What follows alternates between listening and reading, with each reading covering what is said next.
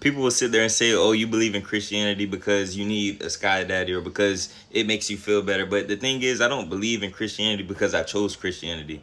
Yes, I was born Christian, but I never was really Christian because I did not accept Jesus Christ as my Lord and Savior. I was agnostic. I didn't believe that anything was true. I believe that God was true regardless of what religion you follow. As long as you're a good person, then you go to heaven.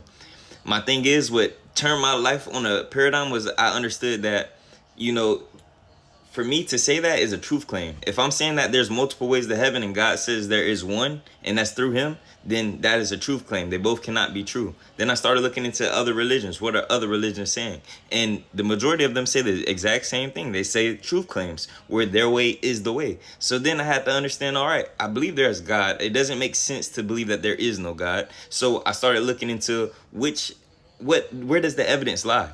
You know, I looked into Islam. I looked into Buddhism. I looked into Hinduism. I looked into Judaism. And the thing is, there were holes and contradictions filled within every single one of these religions.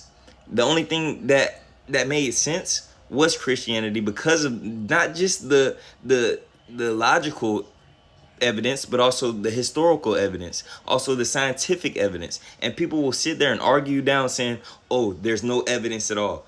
Those people did not look into anything. They have not read the book. They just completely deny it and they reject it. And they sit there and wonder why God doesn't reveal himself to them. It's because they reject him. You cannot receive something you don't want. So understand that these people aren't arguing from a logical standpoint. They're not arguing from an evidence base like they claim. They just sit there and say, oh, God doesn't exist, because they don't want God to exist so they can stay where they are, whether that's in the sin that they love doing or just not having to submit to anything, even though they do submit to things outside of them.